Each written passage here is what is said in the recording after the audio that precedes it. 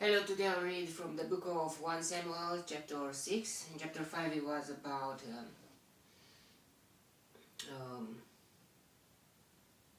the Ark of Covenant, which was traveling in the Philistines territory, and God started to punish them. And now let's see what's happened next. When the Ark of the Lord had been in Philistine territory 7 months,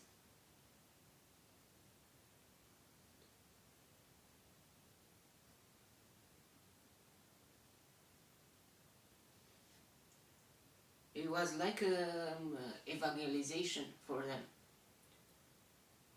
but they didn't know how to react. The Philistines called for the priests and the diviners and said, "What shall we do with the Ark of the Lord? Tell us how we should send it back to its place." They answered, "If you return the Ark of the God of Israel, do not send it away empty, but by all means send a guilt offering to him. Then you will be healed, and you will know why his hand has not been lifted from you." Wow, wow, wow, wow, wow. The wizards, the diviners, who were the Satanists, or how can I say, they knew about spirituality, and they knew what to do to escape from the God's angry. Wow, wow, wow. The Philistines asked, "What guilt offering should we send to him?" They replied, 5 gold tumors,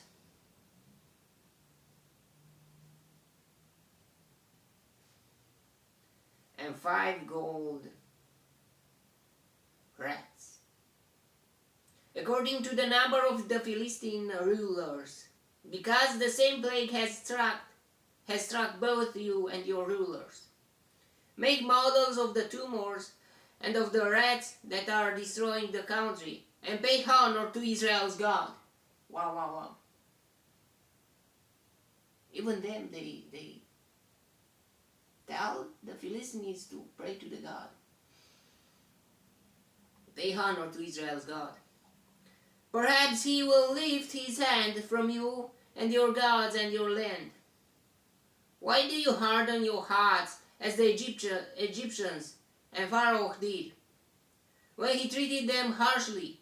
Did they not send the Israelites out so they could go on their way? Now then, get a new cart ready with 2 cows that have calved and have never been yoked. Hitch the cows to the cart, but take their calves away and pen them up.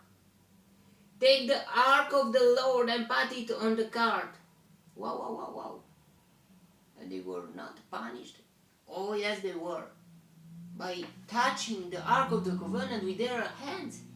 Their dirty hands. They were not prized, or maybe I don't know what kind of prize, but they were not prize of God. They were not Levites, and they were not sons of Aaron.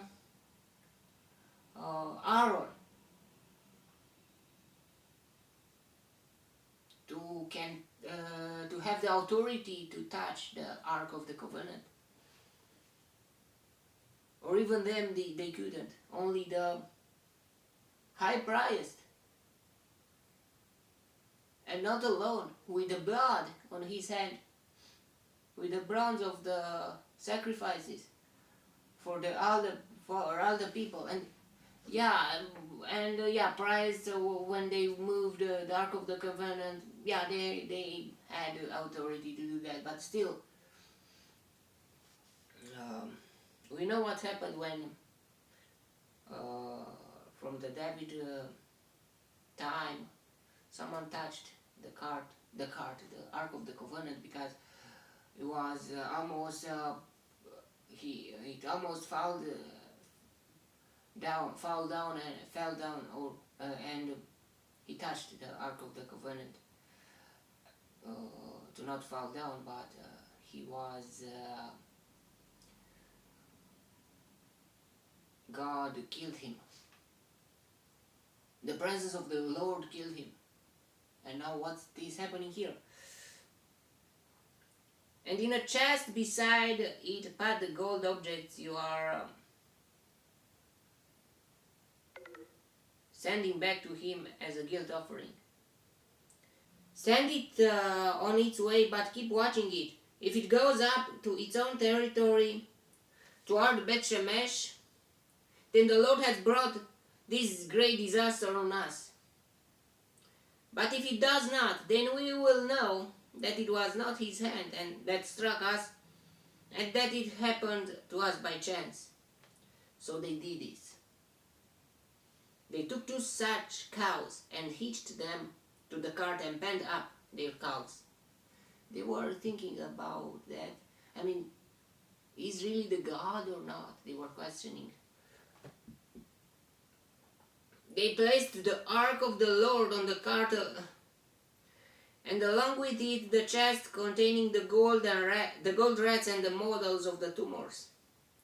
Then the cows went straight up toward Beth Shemesh, keeping on the road and lowing all the way. They did not turn to the right or to the left. The rulers of the Philistines followed them as far as the border of the Beth Shemesh. Now the people of Beth Shemesh were harvesting their wheat in the valley. And when they looked up and saw the ark, they rejoiced in the sight. The cart came to the field of Joshua of Beth Shemesh, and there it stopped beside a large rock. So Joshua of Beth Shemesh, maybe he was with God, or something like that. The people chopped up the wood of the cart and sacrificed the cows as a burnt offering to the Lord. The Levites took down the ark of the Lord together with the chest containing the gold objects and placed them on the large rock.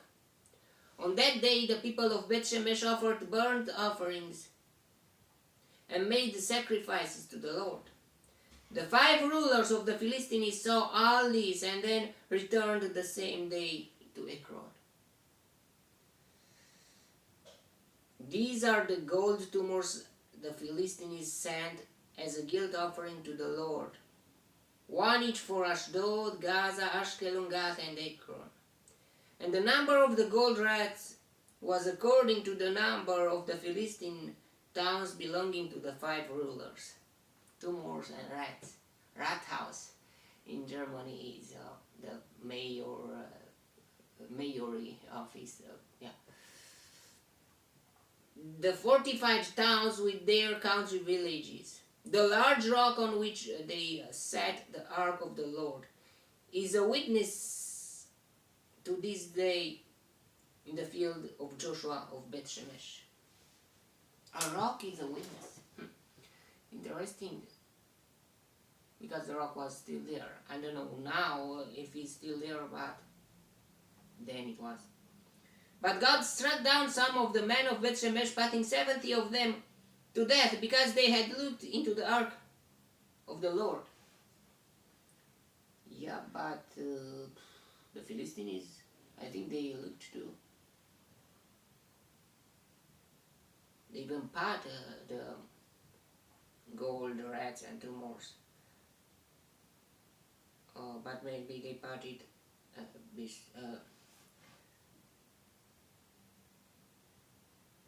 put it on the cart and in a chest beside it. In a chest beside it. So not in the Ark of the Covenant. But they were looking in the Ark of the Covenant. 70 people from the Israel. And because they had looked to the Ark of the Lord, maybe they thought, maybe the Philistines put some gold there too. But the Ark of the Covenant was holy. The presence of the Lord was there, and they couldn't do that. I mean, what kind of authority do you have to touch the Ark of the Covenant and to look into that and to almost steal from there? The people mourned because of the heavy blow the Lord had dealt to them. And the man of Beth-Shemesh asked, "Who can stand in the presence of the Lord, this holy God? To whom will the ark go up from here?" Then they sent messengers to the people of Kiriath Jearim, saying, "The Philistines have returned the ark of the Lord. Come down and take it up to your place." Wow, like David said once, the presence of the Lord, after God killed that man who touched the Ark of the Covenant, this reaction is like David: if you are not holy, and if you are joking with the holy things, and if you are punished by God, I mean, maybe you will want to stay away from God, or stay a bit far. I mean, yeah, the God is the Lord, but still I cannot live in His presence because I will die. I'm not holy. And even us, we cannot live, or can we live in the presence of the Lord, our God? We can if we believe in Jesus Christ, and if we are redeemed by Jesus Christ sacrifice, and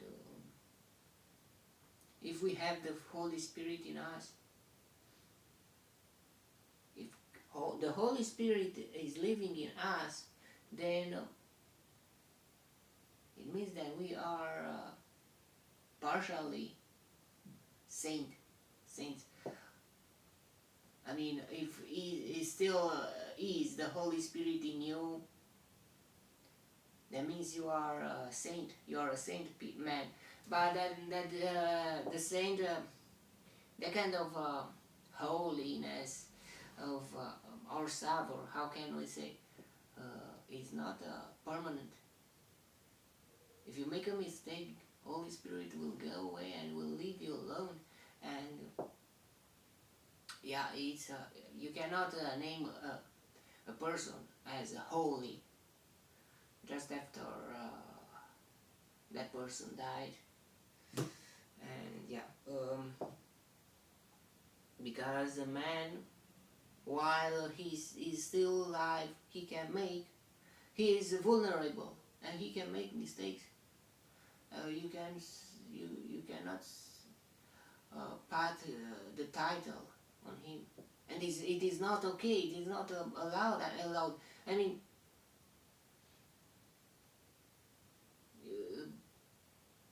only God can do that. I mean, you are a human. He is a human, and only God knows entirely our heart and our lives.